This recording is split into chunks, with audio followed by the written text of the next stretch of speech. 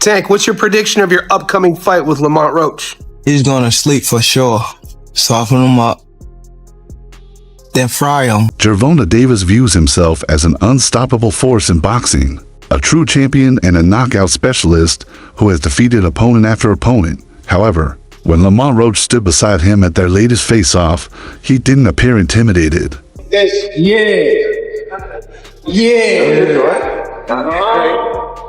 Tank all day, baby. Tank all day. Easy work. Easy work. Roach looked beyond the bravado and into the eyes of a man whose confidence verges on overconfidence. With their fight scheduled for March 1st at New York's Barclays Center, Davis's unshakable self-belief is just as powerful a weapon as his lethal left hand.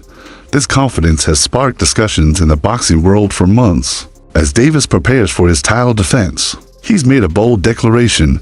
He plans to retire by the end of the year. Despite the contradictions in this statement, it has only added fuel to the fire. Thrown away now. That's cool. At the end of the day, I got one goal. It's only gonna be one winner. That's gonna be me. Whether you gonna lay down, you gonna get down, or you gonna lay down. While some fans are eager to see how Davis will close out his career, others are growing frustrated with the opponents he's been selecting.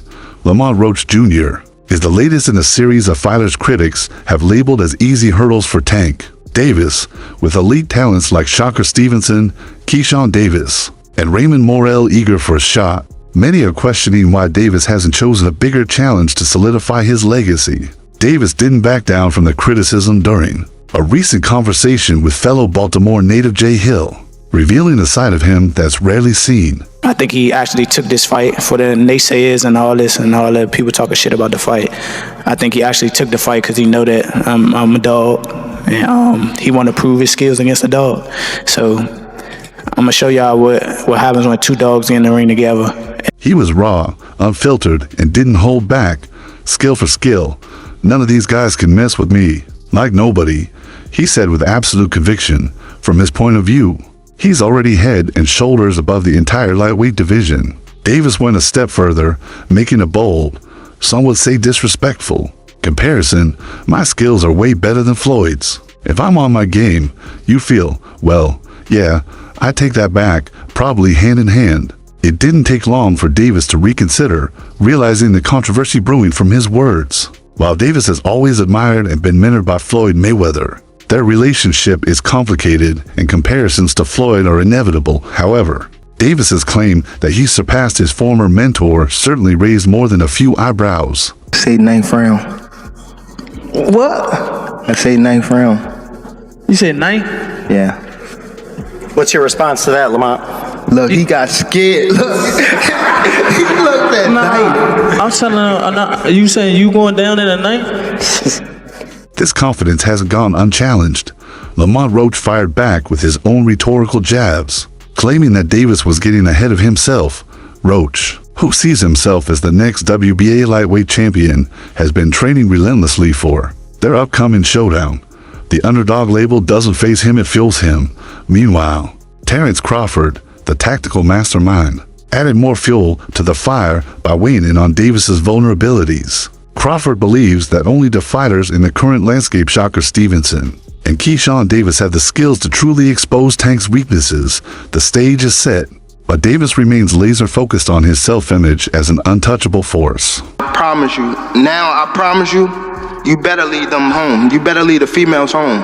On my mother, you better lead the females home and the kids. On my mother. However, confidence doesn't always equate to perfection. While Davis's power and knockout record are undeniable, some of his technical skills often go unnoticed. He's lauded for his relentless punching, but when it comes to defense, head, movement, and overall ring control, critics argue that there's still room for growth. Even his mentor, renowned trainer Calvin Ford, a key figure in the boxing world, weighed in during a recent conversation with Mike Coppinger. Ford didn't hold back, stating, "Tank Davis is an outstanding fighter." But he also emphasized that Davis needs to level up, facing fighters like Stevenson, Davis, or Morrell is the only way Tank can truly solidify his place as one of boxing's all-time greats. Say Davis just said in a new interview that Lamont Roach Jr. is more skilled than Ryan Garcia and Frank Martin. He more skillful than Ryan Garcia? Yes. Skill-wise, Do he hit harder than Ryan Garcia? I don't know. Skill-wise, he's better than Frank. Isaac Cruz's name often comes up in these discussions. Though Cruz isn't known for his technical finesse, he managed to go the full distance with Davis in their fight, shaking some of the invincibility surrounding Davis's image. If Cruz could avoid a knockout and survive 12 rounds, what would happen if Davis faced someone with elite-level skills and strategy?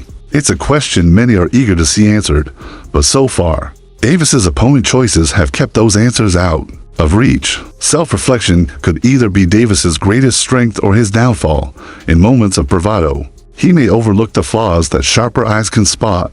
If Lamont Roach shows up on March 1st with a solid game plan, the world could witness a shakeup no one saw coming. He is what Tank and Frank did, and Frank wasn't a champion. Roach has been around. He lost to Jamel Herring. He came back from defeat to be a world champ. I think it'll do a good 450, 500. I think it does. Lamont Roach Jr. isn't just showing up for a payday. On March 1st, he's coming to settle old scores. As the fight against Gervonta Tank Davis quickly approaches, Roach has made it clear that this is about more than just a title. It's personal. Roach has been carrying the weight of past defeats since 2011 when, as young amateurs, he faced Davis twice and walked away empty-handed both times. Those losses have lingered in his mind for over a decade. Now, with the WBA lightweight title on the line, Roach is determined to rewrite history. Roach isn't shy about using any platform to send his message. On Valentine's Day, what started as a playful social media jab turned into a full-blown viral exchange. Roach posted a pointed poem, "Roses are red, violets are blue, March 1st sounds like," and the message was clear. Roach was coming for Tank's title. Davis didn't hesitate to respond. Known for his sharp tongue and quick comebacks, he fired back with his own rhyme.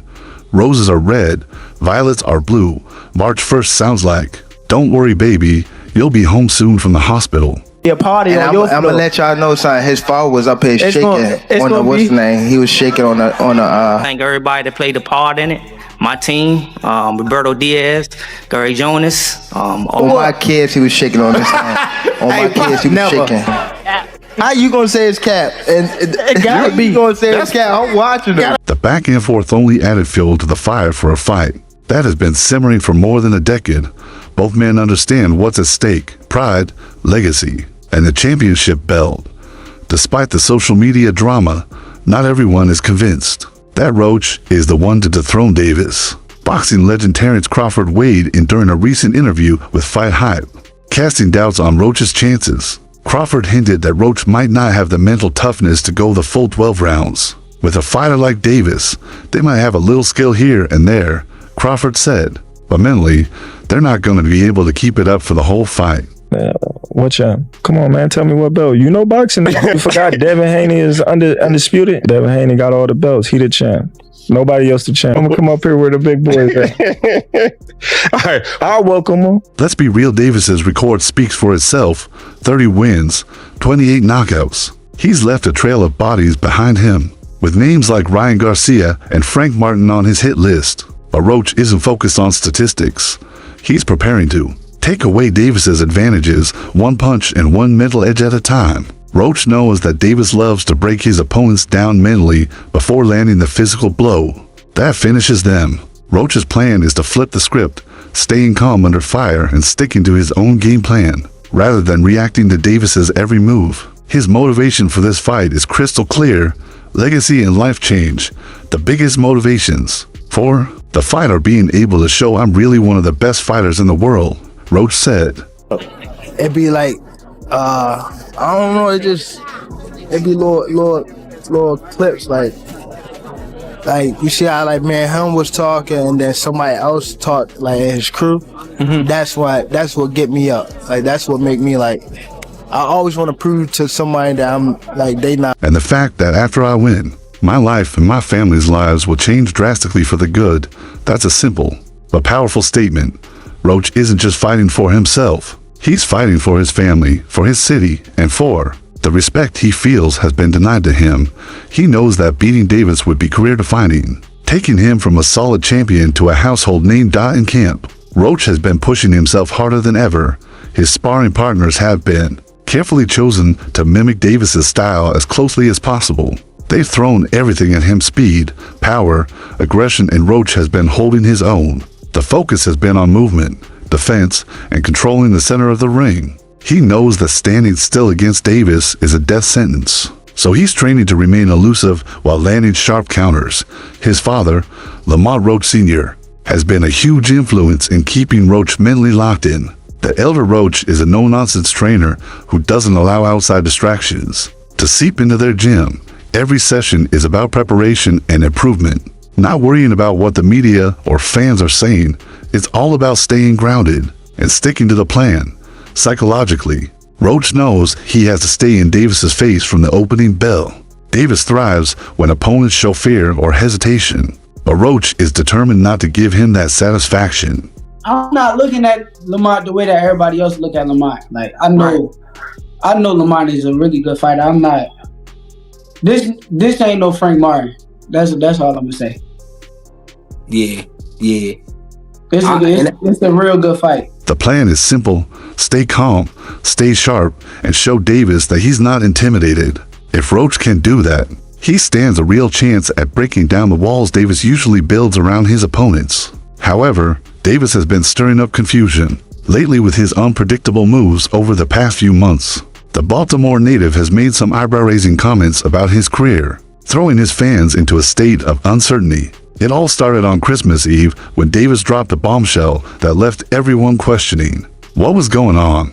Out of nowhere, he claimed that his highly anticipated showdown with Roach, which fans had been eagerly waiting for, was canceled. There was no explanation, no follow-up statement, just a social media post that left the boxing world scratching its head.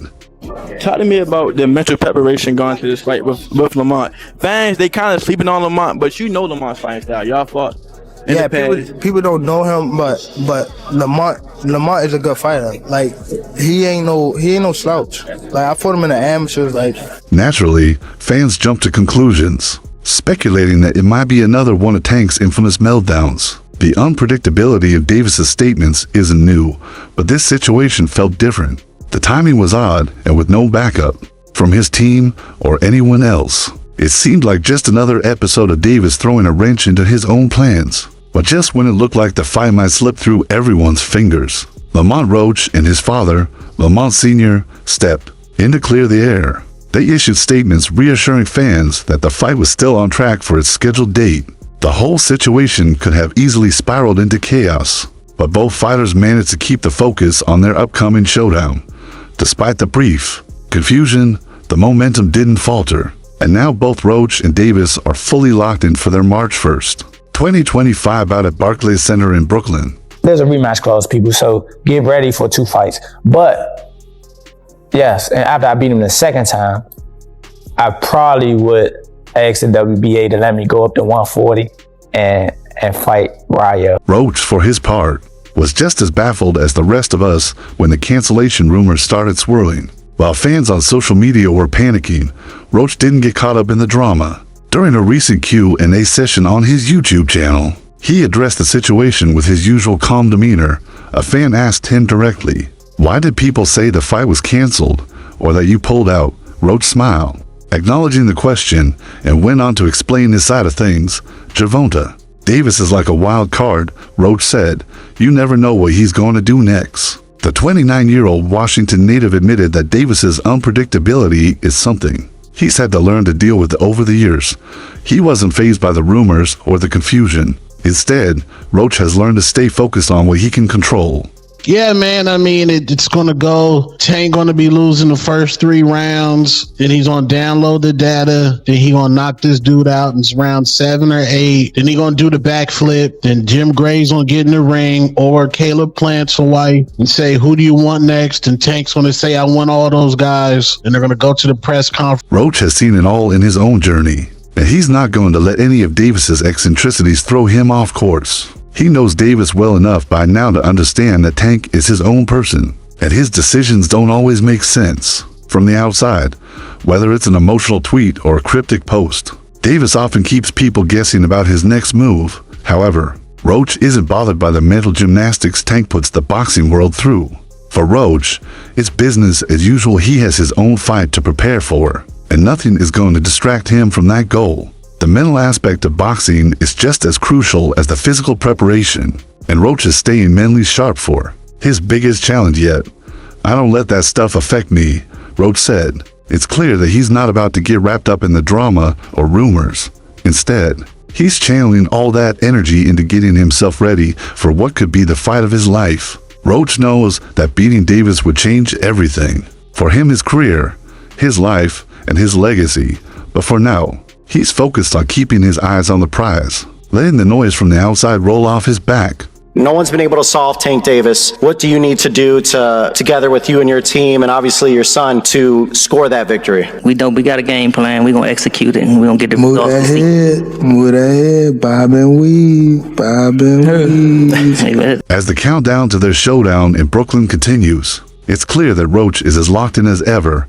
His camp is already underway, and he's preparing for Davis in the most professional way possible.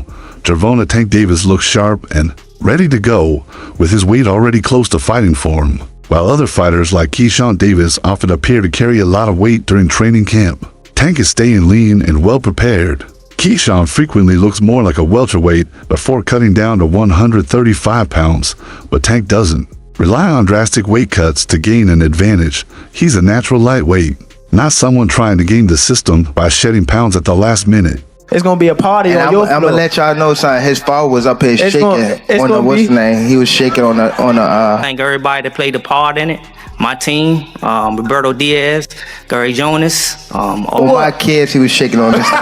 On my kids, he was shaking. How you gonna say his cap? And you gonna say his cap? Interestingly, Tank's longtime trainer, Calvin Ford, hasn't been seen much lately, sparking speculation that the two may have parted ways. Ford has been a constant figure in Tank's career for years, so his absence hasn't gone unnoticed by fans and insiders alike. Leonard Ellerb, who knows Davis well, weighed in on the situation during a conversation on the laboratory with Plaz. Ellerb reflected on Tank's recent announcement about retiring after 3 more fights, saying he understood the mindset behind it.